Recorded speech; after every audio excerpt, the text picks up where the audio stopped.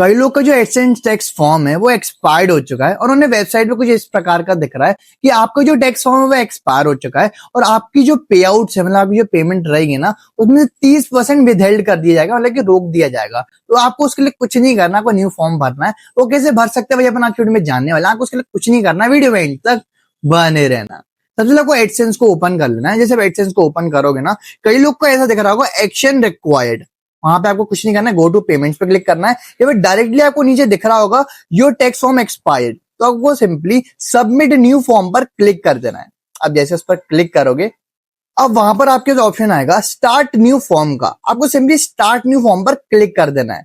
फिर आप थोड़ा नीचे स्क्रॉल करोगे ना, आपको नीचे स्टार्ट फॉर्म का फिर से ऑप्शन आएगा, इस पर क्लिक करो। अब यहाँ पर आपको दोबारा से अपने पासवर्ड को री एंटर करना है। दोबारा से अपने पासवर्ड को री एंटर करके लॉग इन कर लो।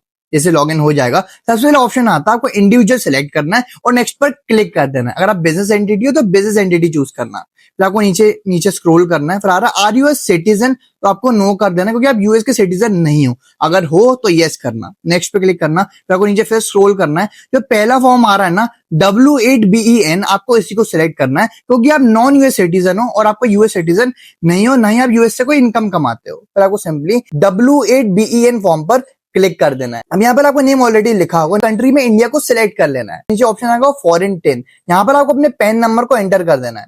नीचे आप स्क्रॉल करोगे, यहाँ पर आपको टिक लगा देना है परमानेंट रेसिडेंट एड्रेस पर और यहाँ पर अपने एड्रेस को री एंटर कर दो। तो आप नीचे स्क्रॉल करोगे ना, तो mailing address is same as permanent address, आपको उस पर क्लिक कर देना है, तो एड्रेस ऑटोमेटिकली फिल हो जाएगा। अगर आप नीचे स्क्रॉल करोगे ना, तो आपको टैक्स ट्रीटी में yes I am eligible for a reduce rate पर टिक लगाना, फिर नीचे आपको रेसिडेंट पर भी टिक लगा देना है और कंट्री में इंडिया को सिलेक्ट कर लेना है। फिर आप नीचे स्क्रॉल करोगे, आपको अदर कॉपीराइट पे आना है। आर्टिकल में आपको सिलेक्ट करना है आर्टिकल 12, विदहोल्डिंग 15% को सिलेक्ट करना है, बस स्क्रॉल करना है। नेक्स्ट आपको as a tax resident of the country, इस पे भी मार्क कर देना है। तो नेक्स्ट आपके ऑप्शन आएगा सर्विसेज और अदर बिजनेस इनकम, आपको इस पर क्लिक करके आर्टिकल 7 सिलेक्ट करना है और विदहोल्डिंग रेट में आपको 0% रिड्यूस रेट पर क्लिक कर देना है। अब यहाँ पर आपको एज अ टैक्स रेसिडेंट पे टिक लगा देना क्योंकि आप ट्रीटी के जितनी भी कंडीशन है उन सबको फुलफिल कर रहे हो। आपको मोशन पिक्चर पे भी टिक लगा के यहाँ पर आर्टिकल 12 को सिलेक्ट कर लेना है और विदहोल्डिंग में आपको 15% रिड्यूस टीटी रेट पर क्लिक कर देना है। नेक्स्ट आपको एज अ टैक्स रेसिडेंट पर फिर से टिक लगा देना है। यहाँ पे वो सेम चीजें लिखी हुई आ रही है कि आप ट्रीटी की सारी कंडीशन को फुलफिल कर रहे हो। फिर नेक्स्ट पे क्लिक करने के बाद आपने मोस्ट ऑफ द चीजें तो फिल कर ही दी है, आपको फिर से नीचे स्क्रॉल करना है। आपको जो इन्फॉर्मेशन आपने फिल करी है वो आपको ऊपर यहाँ पे दिख रही होगी। आप एक बार चाहे तो दोबारा चीजों को चेक भी कर सकते हो कि आपने गलती से कोई रेट को गलत तो फिल नहीं कर दिया है। अब अगला ऑप्शन आ रहा है activity and services perform in US, आप कोई भी एक्टिविटी या फिर सर्विसेज यूएस में परफॉर्म नहीं कर रहे हो और ना ही आगे करने वाले हो, इसलिए आपको नो पर क्लिक करना है और आपको आज सर्टिफाई कर देना है। सर्टिफाई पे टिक लगा के नेक्स्ट पर क्लिक कर दो।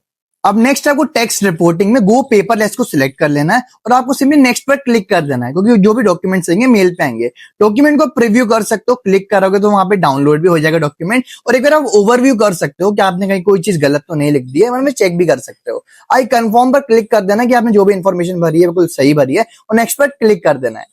अब यहाँ पे आपको सर्टिफाई करना है, आपको अंडर पेनल्टीज और परजुरी आई डिक्लेयर डेट पर टिक लगाना है, फिर नीचे स्क्रॉल करना है। तो यहाँ पर आपको आई सर्टिफाई पर फिर से टिक लगा देना है और यहाँ पर आपको ईयर में 2025 सिलेक्ट कर देना। अगर 2026 में फिल कर रहे हो ना तो 2026 लगाना।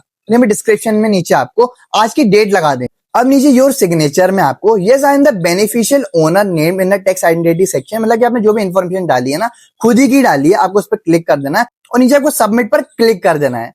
फाइनली आपको जो फॉर्म है वो सबमिट हो चुका है। तो अपन ने प्रॉपर्ली अपने फॉर्म को फिल कर दिया। तो आपको जो भी एडसेंस की होम स्क्रीन पे लिखा हुआ आ रहा था ना एक्शन रिक्वायर्ड, अगर आपका टैक्स फॉर्म एक्सपायर्ड हो चुका वैसे लिखा हुआ नहीं आएगा और नहीं आपका कोई भी पैसा विदहेल्ड करा जाएगा। अगर फिर भी आपको कोई डाउट आता है तो कमेंट बॉक्स में पूछ सकते हो, वरना आप पे डीएम भी कर सकते हो। सो सी यू नेक्स्ट वीडियो।